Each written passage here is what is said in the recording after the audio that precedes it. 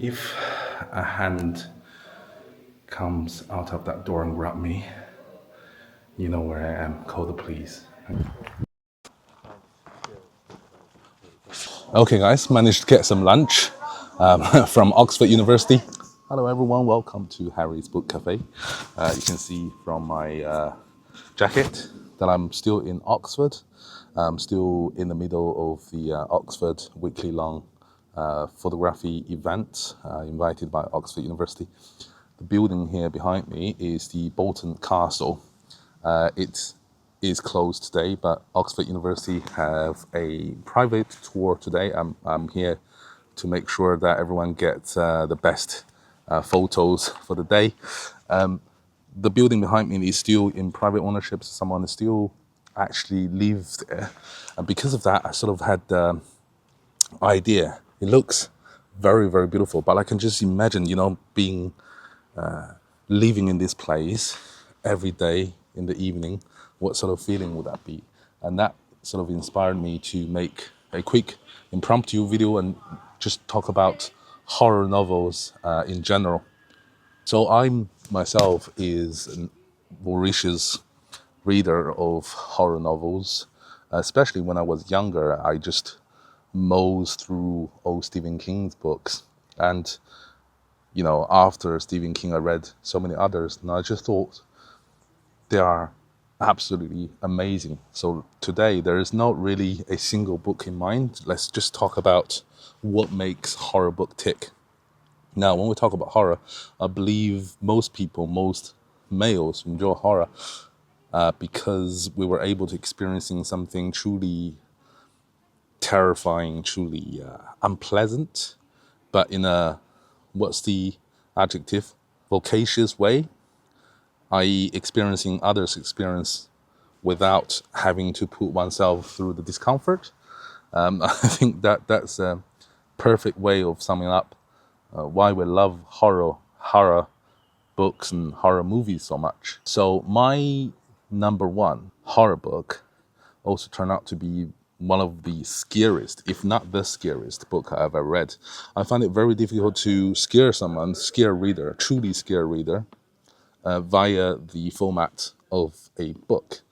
Movies is a lot easier, actual virtual experience with games is a lot easier, but books is very, very hard to actually make you feel scared, the equivalent of a movie jump scare, if you know what I mean.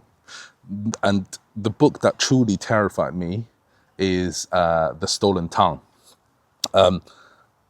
It's about a couple who sort of find themselves in the middle of a mountain retreat and strange things keeps happening. I know it sounds quite standard horror, but this one truly works. It really does scare you a lot. And I truly, truly highly recommend that one. The other one is, this is a well-known novel, and that's Stephen King's Misery. Although there's no supernatural elements involved in the book, but I think in many ways dealing with an unstable individual human beings is as scary as dealing with something unnatural. And Stephen King is such a skillful writer. He just made this one work, and it's one of them, my favorite still, even today. I love Misery. I think it's absolutely phenomenal book.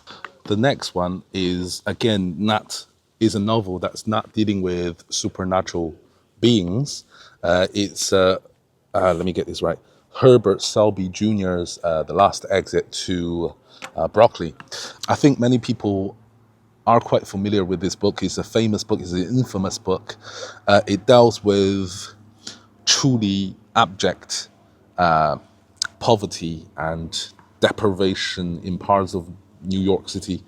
It deals with the bottom, of the hierarchy structure of our society, and some of the horrors, real life horrors that we see is no less terrifying than supernatural ones. And if you got the guts, if you can stomach the truly realistic unpleasantness of our society, then definitely give Herbert Selby a try. The next one is called The Tube by Nick Carter. Now, many people consider The Tube as extreme horror. Personally, I don't think it quite falls into that category, although it's definitely dancing around the boulders. Now, the reason I don't think it's falling into extreme horror genre is because it's so well written. I find that most of extreme horrors, they are deliberately disgusting and unpleasant for the sake of that. There's no fundamental storyline for the unpleasantness to exist. Now, this is completely different with Nick Carter's Tube. It's absolutely phenomenal. It deals with a sort of sickened gorilla, I think, in the middle of this island. The gorilla was infected by unknown disease, and it makes it do really, really terrifying things. I won't tell you what it is because I don't want to spoil the experience. And just so that there's a group of students also on holiday in that island, and they got stranded. And one thing leads to another. It just all hit the fan. Okay. Couple warnings for this one because it does deal with very graphical animal cruelty, animal mutilation, also bodily mutilation, all the sweet unpleasantness. It's focused on this book. I read it many years ago and I still remember it quite vividly, and it's just absolutely beautifully written book. I know it's oxymoron using the adjective beautiful and sweet, but once you read it, you will see what I mean. The next one I really want to mention is Stephen King's Stand. Now, to many people, The Stand is their number one Stephen King novel, and that is certainly the case with me. Now, it's also happens to be Stephen King's longest novel. It's single novel. It's well over 1,400 pages, but I can promise you that not a single page is wasted. It's absolute a page turner. It is so beautifully done. It deals with an unknown disease, a bit like COVID, except whatever that disease is makes COVID feel like a walk in the park. Okay, it's much. We're talking about Ebola styled fatality rate. In fact, it's much larger than even Ebola. It's crazy. I really appreciate the way that he has written how this disease transforms or jumps from one individual to the next. It reads like a movie. When I read in it, in my mind, I'm watching this unpublished movie, and that's exactly how I felt. The way that he described it, the idea that he generated, I think he had fun when he was thinking about, okay, so how can I pass on the disease from one individual to the next, right? Was so boring, right? To pass one from the next in the bus or a train. He finds some really truly original ideas of one person passing it to the next, and it's just beautifully done. I vividly remember there's a part where there's a protest that people want truth from the government. There's protest, and the soldiers under order start firing on the protesters. And all of these were told from a live radio host's perspective. So there's no descriptions. Every description is coming from the radio host's own voice, and it's so beautifully done. I just absolutely love that. Guys, if you are a Stephen King fan and if you haven't read any Stephen King books, those people in both categories, I strongly recommend that you got to try The Stand. It's simply exquisite book.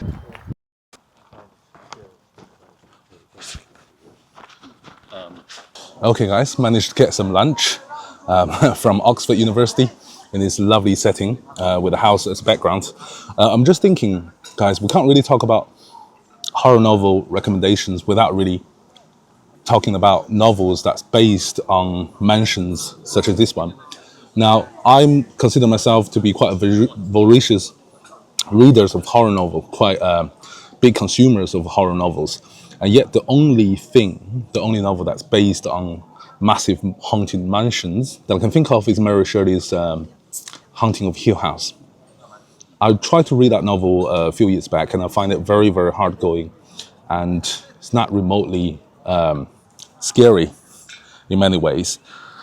So if you have read Haunting of the Hill House and your mileage might be completely different to mine, if that is the case, then let me know in the comment section down below how you felt about that particular novel.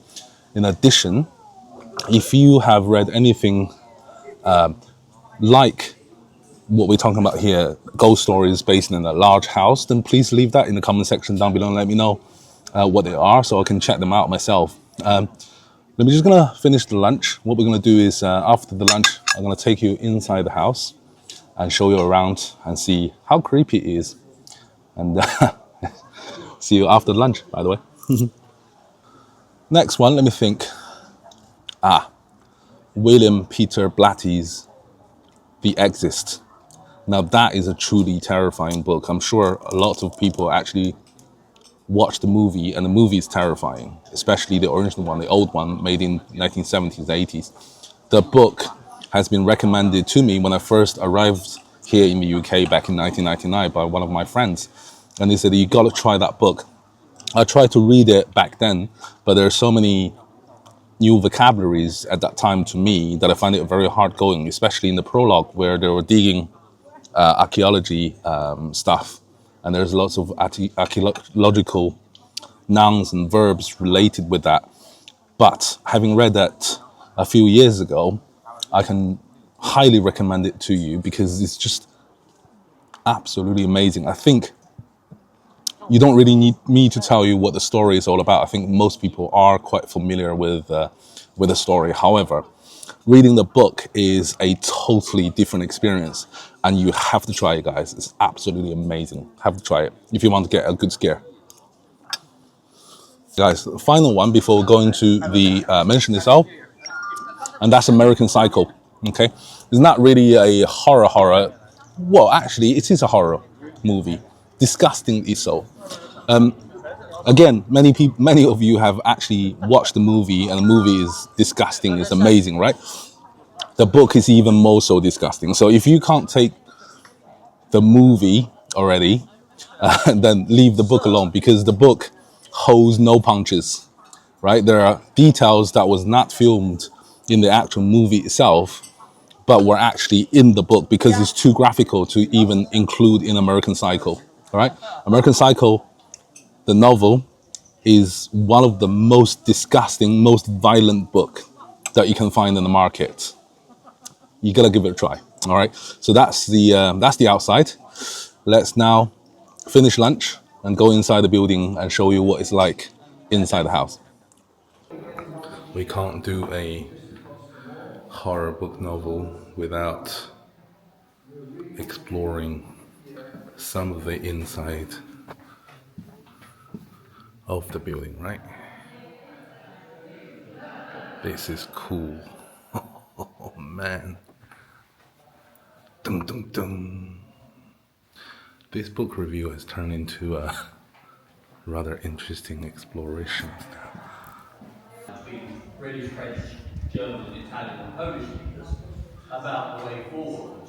Okay, guys, now that you have seen the inside of the house, I want to tell you about the 3 horror novels that I'm most looking forward to read. Wow. Where does that lead? Jesus, the door is ajar. The first novel is Tender is Flesh. I'm sure many people is actually familiar with that novel. That's basically about a epidemic made all the meat, animal meat, poisonous to human consumption. As a result of that, eating human flesh became legal. And it records in horrifyingly disturbing, disgusting details of how human sausages are made. So I'm looking forward to reading that. I think it's going to be quite a fun book to read.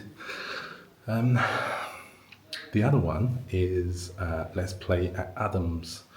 And I think this is a classic horror novel.